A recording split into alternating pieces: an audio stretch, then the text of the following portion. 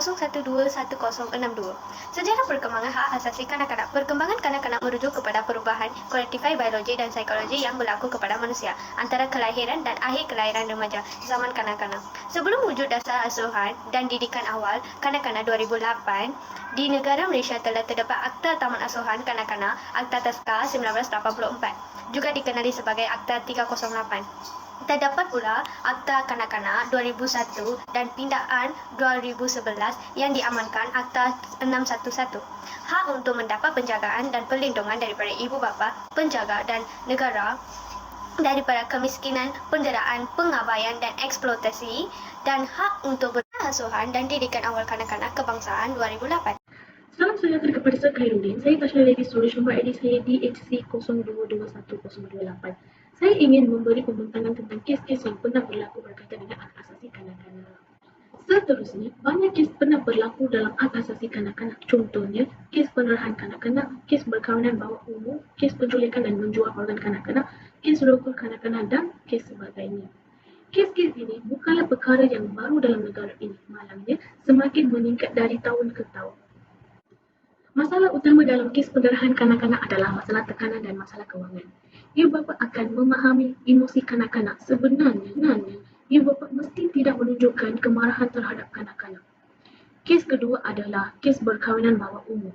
Kes ini berlaku sebabnya kekurangannya sokongan ibu bapa, pasangan keluarga, kekurangan pendidikan seksual terhadap kanak-kanak. Ibu bapa dan guru-guru mesti mengadakan perbincangan terbuka dengan kanak-kanak mengenai pendidikan seksual. Kes ketiga adalah kes penculikan dan menjual organ kanak-kanak. Kini permintaan besar untuk organ kanak-kanak sebab itu banyak kanak-kanak diculikkan. Sebenarnya, pembinaan organ boleh lakukan mengikut prosedur pembedahan yang ditetapkan. Kerajaan akan mengekatkan undang-undang terhadap kanak. Kes terakhir, kes robol kanak-kanak menyebabkan mempunyai fikiran pedofil. Pedofil adalah orang yang mempunyai orientasi seksual yang berterusan terhadap kanak-kanak umumnya berusia 13 tahun ke atas. Sebab ini, kehidupan kanak-kanak yang tidak bersalah terjejas. Jadinya, ibu bapa mesti menjaga kanak-kanak dengan baik. Jangan tinggalkan anak dengan orang yang tidak dikenali. Kesimpulannya, ibu bapa mesti bertanggungjawab terhadap kanak-kanak. Ibu bapa mesti bersikap terbuka dan meluangkan masa dengan kanak-kanak. Kanak-kanak akan berwaspada dengan perkara negatif dan mereka akan berkongsi semuanya. Selamat sejahtera kepada Sir. Nama saya Sweta James Suresh. Nombor ID saya ialah DAC 03-21022. Hari ini saya membentangkan tajuk hal kanak-kanak. Hal kanak-kanak didefinisikan sebagai seorang yang di bawah umur 18 tahun seperti yang termaktub dalam Akta Kanak-kanak 2001. Perlindungi kanak-kanak merajuk kepada strategi dan aktiviti untuk mencegah dan bertindak balas terhadap pengabaian, penderaan, perganasan dan eksploitasi terhadap kanak-kanak. Penderaan emosi menurut Akta Kanak-kanak 2001 adalah apabila seseorang kanak-kanak dicederakan dari segi emosi yang menyebabkan gangguan yang boleh dilihat pada fungsi mental atau emosi kanak-kanak itu seperti keseluruhan mental atau tingkah laku, kerisauan kemuruan, pendirian dan pengembangan lambat. Penderaan seksual menurut Akta Kanak-kanak 2001 adalah apabila seseorang kanak-kanak terangian dari segi seks jika dia mengambil bahagian sama ada sebagai peserta atau pemerhatian dalam apa-apa aktiviti yang berusus seks bagi apa-apa maksud atau eksploitasi seks oleh mana-mana orang bagi memuaskan nafsu seks orang itu atau orang lain. Dasar perlindungi kanak-kanak ini merupakan satu dasar yang mengandungi penataan mengenali prinsip perlindungan kanak-kanak selaras dengan Konvensyen mengenali hal kanak-kanak CRC dan Akta Kanak-kanak 2001.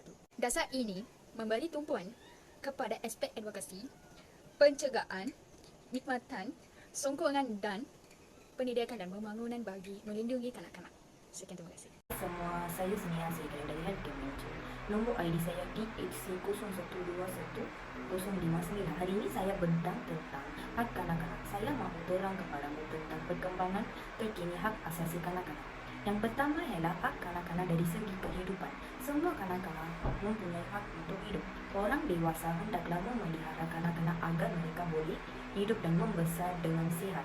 Ini bermakna mereka perlu memastikan kanak-kanak diberi makanan dan pakaian rangkaian yang sempurna. Sekiranya Anda sakit, mereka bertanggungjawab memberi rawatan Anda sembuh. Yang kedua ialah hak kanak-kanak dari segi perkembangan.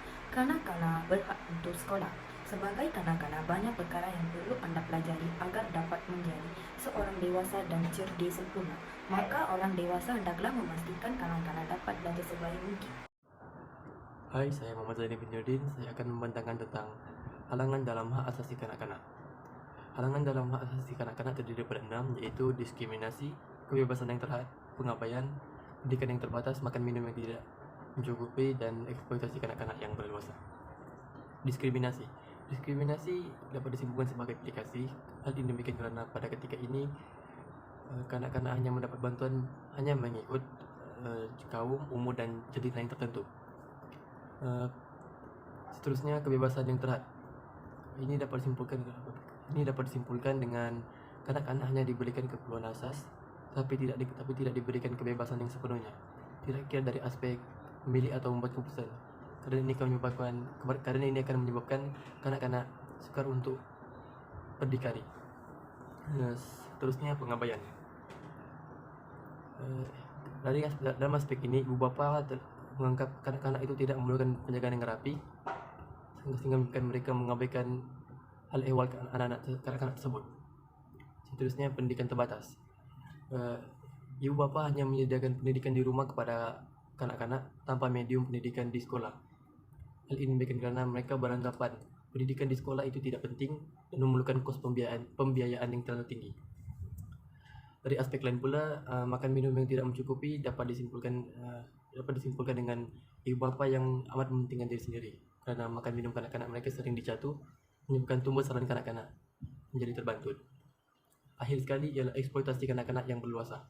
Ini dapat disimpulkan dengan terdapat golongan yang menggunakan kanak-kanak untuk menyelesaikan beberapa kerja-kerja secara paksa maupun berbayar. Kerana ini menyebabkan kanak-kanak sukar untuk menjalankan kehidupan dengan normal. Selamat sejahtera, nama saya ialah Subuna. Tajuk yang kita ambil ialah hak asasi kanak-kanak. Antara cadangan penambah baik hak asasi kanak-kanak adalah ibu bapa mestilah memberikan pendidikan kepada kanak-kanak. Pendidikan termasuklah mengenali Tuhan, nilai-nilai murni. Ibu bapa perlu memupuk minat membaca, mengenai nilai-nilai dan boleh memberikan bahan bacaan yang sesuai mengikut perkembangan diri mereka. Tegasnya, kanak-kanak tidak menjadi katak seperti di bawah tempurung dalam perkembangan ini. Selain itu, kanak-kanak akan sentiasa berusaha menjadi orang yang bijaksana. Cadangan yang lain adalah memperluaskan akses kepada maklumat dalam bahan bersesuaian daripada pelbagai sumber seperti artikel, surat khabar dan sebagainya. Kemudahan internet juga kanak-kanak dapat menambah ilmu pengetahuan dengan pelbagai cara yang paling mudah dan menarik. Sebaliknya, meningkatkan kualiti dan memperluaskan perkhidmatan sokongan dan bantuan sosial mengikut keperluan kanak-kanak. Cadangan seterusnya memperkenalkan latihan mengikuti kursus motivasi, program keagamaan dan seterusnya. Kanak-kanak dapat menyertai kursus ini, maka mereka akan sedar daripada kesilapan yang perlu dilakukan. Tambahan pula, dapat tahu menghormati orang lain sebagai rutin kehidupan yang lebih cemerlang. Kanak-kanak akan bersikap seperti kata peribahasa kerana nilai setitik habis rosak. Susu sebelanggar dapat dielakkan dalam menjaga maruah diri daripada terlibat dalam gejala sosial. Selain daripada cadangan itu, memperluaskan program kemudahan khusus bagi perkembangan kanak-kanak dalam semua aspek. Itu sahaja daripada saya. Terima kasih. Hai, nama saya Surya Fasad. Nombor ID saya ialah DEM 022179. Okey, kesimpulannya, prospek pelancongan yang berpotensi besar, menarik pelawat dari luar. Seterusnya, maju ke hadapan dan berdaya saing. Pemain dalam industri bergerak sering. Keunikan dipelihara demi generasi akan datang. Dan akhirnya, destinasi wajib. Itu saja, terima kasih.